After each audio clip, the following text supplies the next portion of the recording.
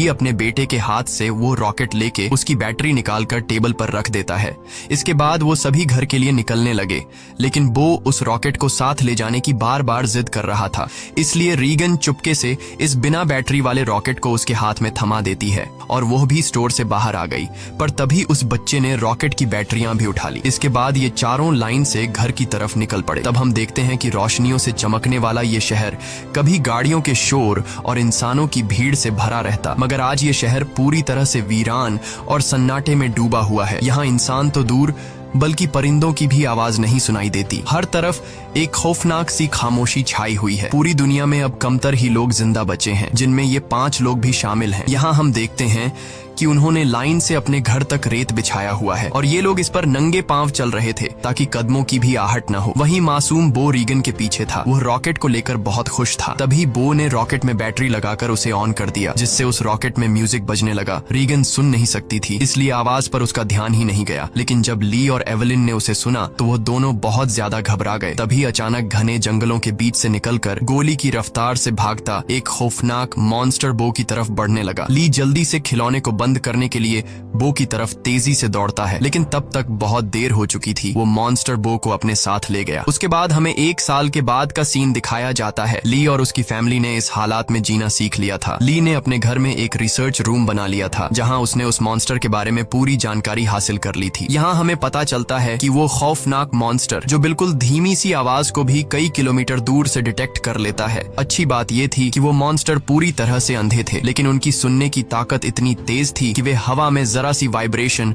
और धीमी से धीमी आवाज को भी महसूस कर सकते थे। अगर कोई इंसान जोर से सांस भी ले तो उसे भी महसूस करके ये मॉन्स्टर बिजली की रफ्तार से उसकी ओर दौड़ पड़ते थे और उस इंसान को कुछ ही सेकंड में खत्म कर देते थे। साथ ही साथ इन मॉन्स्टर्स की चमड़ी लोहे से भी ज्यादा मजबूत थी, जो उन्हें बंदूक की गोली और किसी भी हथियार से प्रोटेक्ट करती थी। दरअसल आज से 1 साल पहले ये मॉन्स्टर स्पेस से आए एक मेट्रॉइड के जरिए इस धरती पर आए। ये मॉन्स्टर्स इतने ज्यादा तेज रफ्तार थे कि कुछ ही वक्त में ये पूरी धरती में फैल गए और इस दुनिया से लगभग सभी इंसानों का नामो निशान मिटा दिया। इन मॉन्स्टर्स से बचने का सिर्फ एक ही तरीका था और वो था बिल्कुल शांत रहना, जो कि ली और उसकी फैमिली ये राज जान चुके थे। इसलिए उन्होंने खुद की पूरी तरह से सेफ्टी कर ली थी। ली ने अपने घर के चारों तरफ सीसीटीवी कैमरास लगा दिए थे ताकि मॉन्स्टर के आने की खबर उनको लग सके। साथ ही उसने सीढ़ियों और रास्ते में कदम रखने वाली जगह पर एक खास तरह के निशान लगाए थे ताकि उन क्रीचर्स को उनकी पैरों की आहट भी न आ सके। और ली ने अपने घर में एक अंडरग्राउंड बंकर भी बनाया था, जहाँ ये इन मॉन्स्टर्स पर रिसर्च करता था। उसने ये भी पता लगा लिया था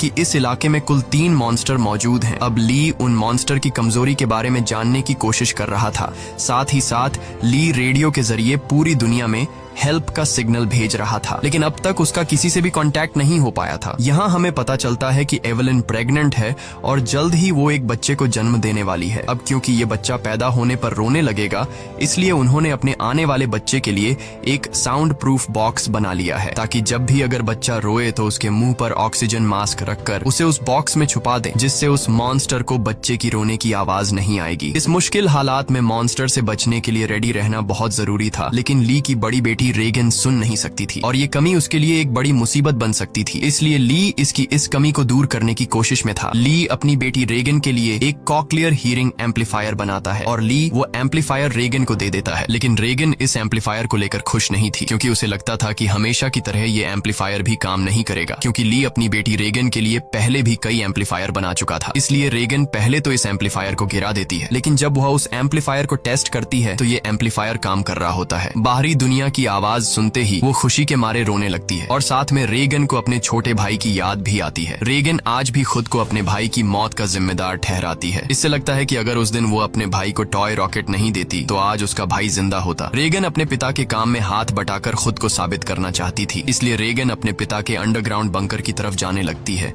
लेकिन तभी उसके पिता उसे रोक लेते हैं और उसे अंदर जाने से मना कर देते हैं, क्योंकि 1 साल पहले रेगन के अपने छोटे भाई को टॉय रॉकेट देने की गलती की वजह से अब वो रेगन पर बिल्कुल भी भरोसा नहीं करता। उसे डर लगता है कि नीचे अंडरग्राउंड बंकर में माइक्रोफोन, रेडियो और भी कई सारी चीजें हैं। अगर गलती से भी रेगन का हाथ किसी ऐसी चीज के साथ लग गया जो साउंड क्रिएट करती हो तो हमारी जान खतरे में पड़ सकती है। अगले दिन ली अपने बेटे मार्कस के साथ मछलियां पकड़ने नदी पर जा रहा होता है। रेगन भी उनके साथ जाना चाहती थी। रेगन ली से रिक्वेस्ट करती है कि प्लीज मुझे भी अपने साथ ले चलो, पर ली ने उसे अपने साथ ले जाने से मना कर दिया। वो रेगन से कहता है कि तुम्हारी माँ घर पर अकेली है, इसलिए तुम घर पर अपनी माँ का ख्याल रखो। जिसके बाद ली मार्कस के साथ नदी की तरफ निकल गया। ये बात रेगन को बहुत ज्यादा बुरी लगती है और वह नाराज हो जाती है। उसे लगता है कि उसके पिता उसे प्यार नहीं करते, इसलिए वह अपना बैग पैक करके वह भी घर से कहीं निकल गई और सीधा उस जगह पर आई जहाँ पर उसके भाई को मॉन्स्टर ने मार डाला था। वह अपने भाई के कब्र के पास लेटकर रोने लगती है और कुछ ही देर में यहीं पर रेगन की आंख लग जाती है। दूसरी तरफ एवलिन घर पर बिल्कुल अकेली थी। कुछ देर बाद वो बेसमेंट से कपड़े धोकर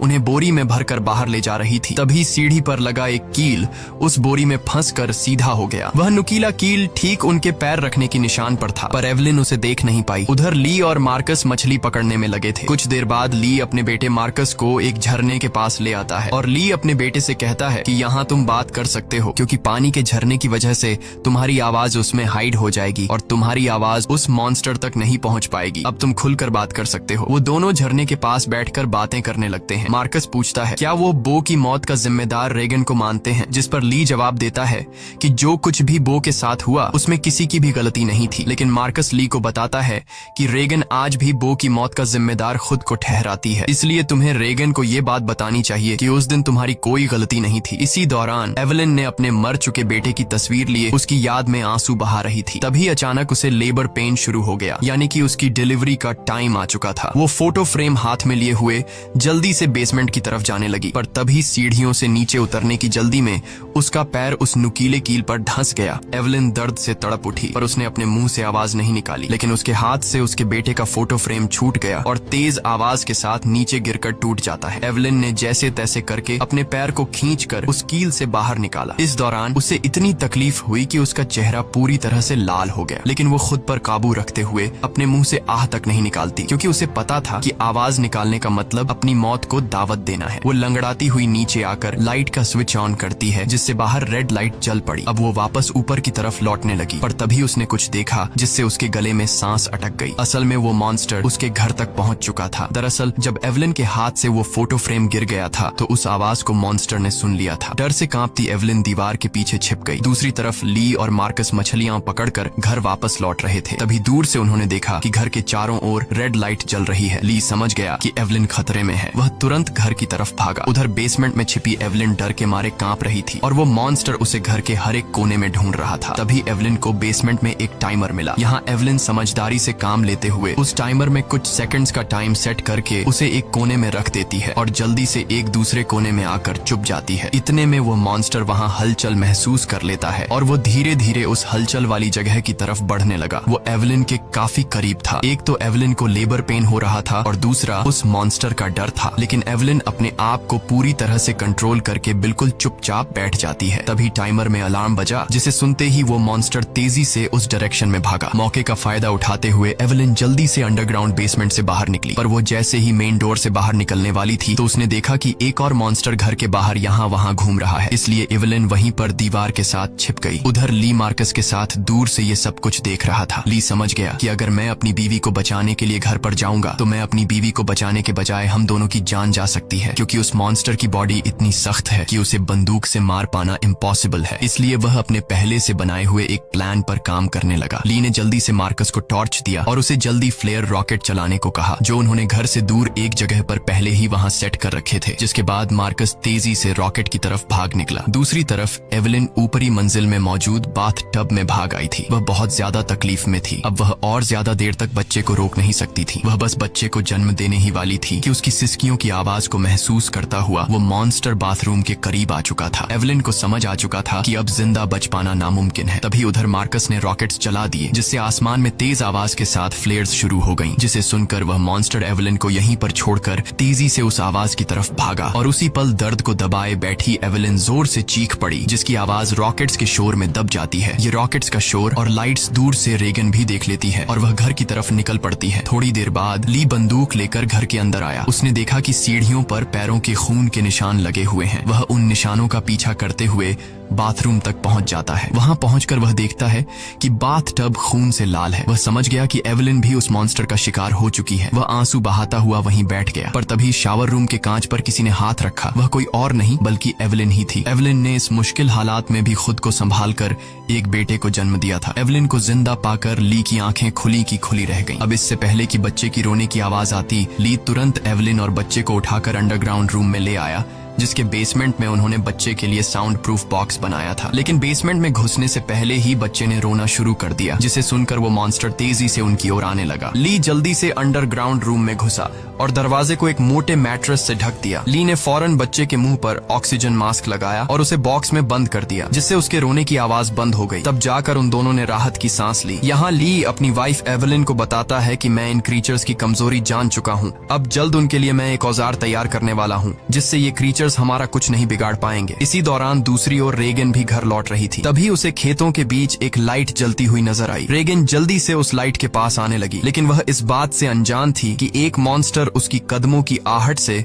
उसके पीछे चलता आ रहा था। जैसे ही वह मॉन्स्टर रेगन को मारने के लिए उसके काफी करीब आया, तभी अचानक रेगन की कान की मशीन से एक नुकीली और तेज फ्रीक्वेंसी निकलने लगी। इस नुकीली आवाज से वो मॉन्स्टर तड़पने लग जाता है, जैसे ये आवाज उस मॉन्स्टर के कान के अंदर सुई की तरह चुभ रही हो। इस आवाज को ये मॉन्स्टर ज्यादा देर तक बर्दाश्त नहीं कर पाता और जल्दी वहां से भाग गया। वहीं यह आवाज रेगन के कानों को भी चुभ रही थी, पर जैसे ही वह मॉन्स्टर वहां से भागा, रेगन के कान में तकलीफ बंद हो गई। लेकिन रेगन को समझ नहीं आया कि आखिर उसके कान की मशीन ने ऐसा क्यों किया। वह इस पर ज्यादा ध्यान न देते हुए लाइट के पास पहुंच जाती है। तभी उसने पाया कि वो रोशनी एक टॉर्च की थी। जैसे ही रेगन उस टॉर्च को उठाने गई, तभी अचानक किसी ने उसका हाथ पकड़ लिया। वो कोई और नहीं बल्कि मार्कस था, जो डर से कांपता हुआ यहाँ छिपा हुआ था। अपनी बहन को देख मार्कस की घबराहट दूर हो गई। वह रेगन से कहता है कि मैं झाड़ियों से तुम्हें छुपकर देख रहा था, तुम्हारे पीछे वो मॉन्स्टर भी आ रहा था, लेकिन पता नहीं वह मॉन्स्टर तुम्हारे करीब आते ही अचानक भाग गया। ये सुनकर रेगन बहुत ज्यादा डर जाती है, क्योंकि उसे ये भी पता नहीं था कि उसके पीछे मॉन्स्टर आ रहा है। वहीं दूसरी तरफ एवलिन को अपने बच्चों की चिंता हो रही थी। वो ली से कहती है, मुझे डर लग रहा है कि कहीं उस मॉन्स्टर ने मेरे बच्चों को खा नहीं लिया हो, तुम जल्दी से मेरे बच्चों को ढूंढ लाओ। इसीलिए ली अंडरग्राउंड रूम में अपनी वाइफ और बच्चे को सुलाकर वहाँ से बाहर निकलता है। पहले वह यहाँ वहाँ खतरा ढूंढने लगता है, मगर अब वह मॉन्स्टर भी वहाँ से जा चुका था। पर उसने पूरा घर तहस नहस कर दिया था, जिससे वहाँ मौजूद पानी का एक पाइप भी टूट गया था और पानी सीधा नीचे अंडरग्राउंड रूम में जा रहा था। लेकिन ली का इस पर ध्यान नहीं गया और वह बच्चों को ढूंढने खेतों की ओर निकल पड़ा। इस दौरान उधर मार्कस और रेगन अनाज रखने वाली टंकी के ऊपर छिपे हुए थे और आग लगा लेते हैं, ताकि इस आग को देखकर उनके पिता यहाँ आ जाए। ली भी अपने बच्चों को यहाँ वहाँ ढूंढने लगता है। कुछ देर बाद पानी के शोर से एवलिन की आंख खुल जाती है। उसने देखा कि पूरा बेसमेंट पानी से भर चुका था। पानी ऊपर से झरने की तरह बहकर नीचे आ रहा था। इतने में एवलिन की नजर अपने बच्चे की बॉक्स पर पड़ी।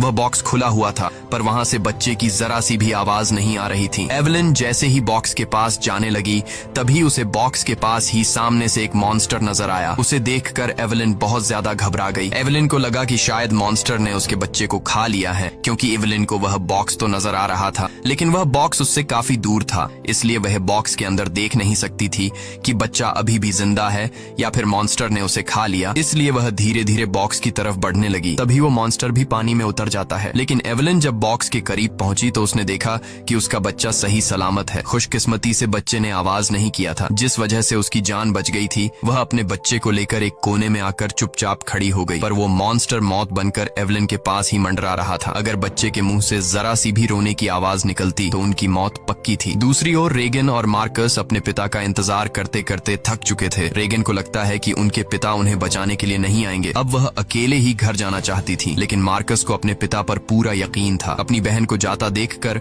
मार्कस उसे रोकने की कोशिश करता है, लेकिन जैसे ही वह अपनी बहन को रोकने के लिए आगे बढ़ता है तो अनाज की टंकी का दरवाजा खुलकर वह उसके अंदर गिर जाता है। गिरते वक्त मार्कस के मुंह से तेज आवाज निकल जाती है, जिसे सुनते ही वह मॉन्स्टर जो एवलिन को घर में ढूंढ रहा था, वह फौरन उस आवाज के पीछे भाग पड़ा, जिससे एवलिन तो बच गई, लेकिन अब मार्कस की जान खतरे में पड़ गई थी। अनाज से भरी वो टंकी दलदल की तरह थी, जिसके अंदर फंसा मार्कस बाहर आने के लिए जितना जोर लगा रहा था, उतना ही वह उसके अंदर धंसता जा रहा था। यहाँ रीगन टंकी का दरवाजा तोड़कर उसे नीचे अनाज में फेंक देती है और खुद भी नीचे टंकी में कूद जाती है। मार्कस जैसे ही अनाज में डूबने वाला था, रीगन उसे पकड़कर बाहर निकाल लेती है और ये दोनों दरवाजे के ऊपर बैठ जाते हैं, जिससे उनकी जान बच जाती है। लेकिन इन दोनों की हलचल को मॉन्स्टर ने सुन लिया था, इसलिए वो मॉन्स्टर खेत के रास्ते से तेजी से होते हुए टंकी की तरफ बढ़ता है। ली मॉन्स्टर को तेजी से टंकी की तरफ जाता हुआ देखकर समझ जाता है कि उसके दोनों बच्चे अनाज के टंकी के पास हैं। रीगन ने मार्कस की जान तो बचा ली थी, लेकिन उसका कोई फायदा नहीं होने वाला था, क्योंकि इतने शोर शराबे के बाद मौत का साया तेजी से उनकी तरफ बढ़ रहा था। अगले ही पल वो मॉन्स्टर भी टंकी के अंदर कूद पड़ा। वो उन दोनों को मारने के लिए जैसे ही आगे बढ़ा, तभी रीगन की कान की मशीन से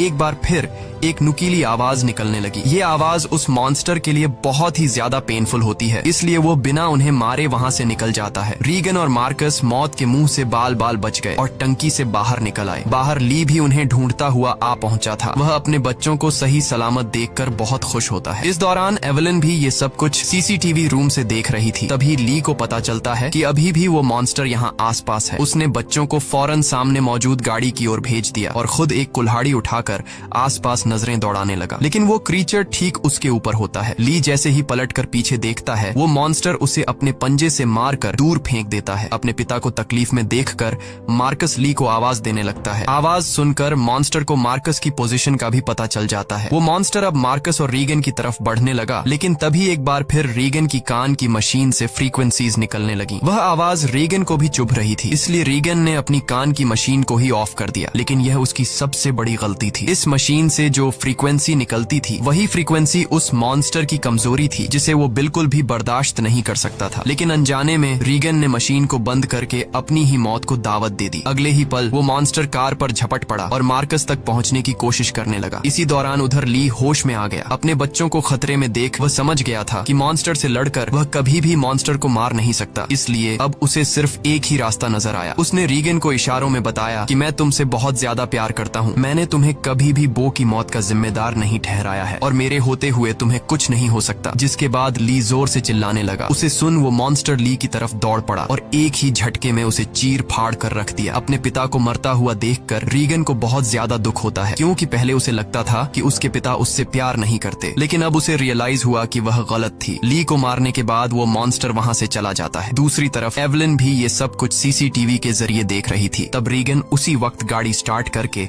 अपने भाई के साथ घर आ पहुँचती है। एवलिन ने अपने बच्चों को सही सलामत देखते ही सीने से लगा लिया। तभी एवलिन ने देखा कि वो मॉन्स्टर एक बार फिर से उनकी तरफ आ रहा है। इसके बाद ये लोग जल्दी से घर के अंदर चले जाते हैं, जहाँ मार्कस और रीगन अपने छोटे भाई को देखते हैं। रीगन देखती है कि उसके फादर उसके कोक्लियर इम्प्लांट के लिए कितनी मेहनत कर रहे थे। अब वो अपने फादर को बहुत ज्यादा मिस करने लगती है। कुछ देर बाद वह मॉन्स्टर उनके घर घुस आया। एवलिन यहाँ बंदूक तान कर उसके सामने खड़ी हो गई। एवलिन के पास बंदूक तो थी, पर वह जानती थी कि उसकी गोली उस मॉन्स्टर की मोटी खाल का कुछ नहीं बिगाड़ सकती, इसलिए अब उन्हें अपनी मौत अपनी आंखों के सामने नजर आ रही थी। लेकिन जैसे ही ये मॉन्स्टर उन लोगों को मारने के लिए आगे बढ़ा, तभी अचानक रीगन के कान में तकलीफ होने लगी। लेकिन दूसरी तरफ उसने देखा कि वो मॉन्स्टर भी अचानक तड़पने लगा। यानी जैसे ही रीगन के कानों में तकलीफ शुरू हुई, तभी दूसरी तरफ वो मॉन्स्टर भी उससे कई गुना ज्यादा तकलीफ महसूस करने लगा। रीगन समझ जाती है कि उसके कान में लगी मशीन जो उसके पिता ने बनाई थी, उसका इस मॉन्स्टर के साथ कोई कनेक्शन है। तभी रीगन का ध्यान अपने पिता के रिसर्च पर गया, जिससे रीगन को पता चला कि उसके कान के मशीन से निकलने वाली हाई पिच फ्रीक्वेंसी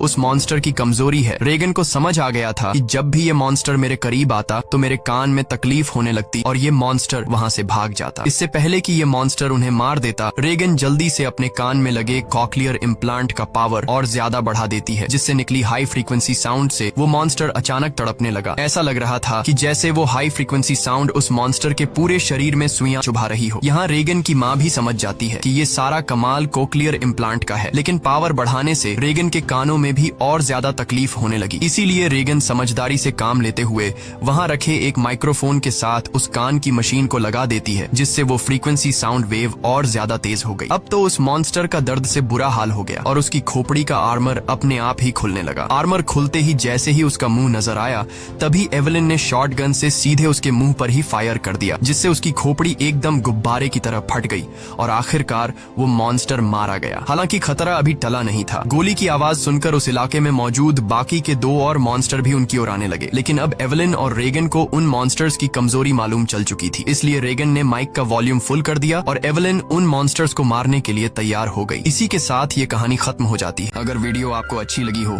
तो हमारे चैनल को जरूर सब्सक्राइब कीजिए।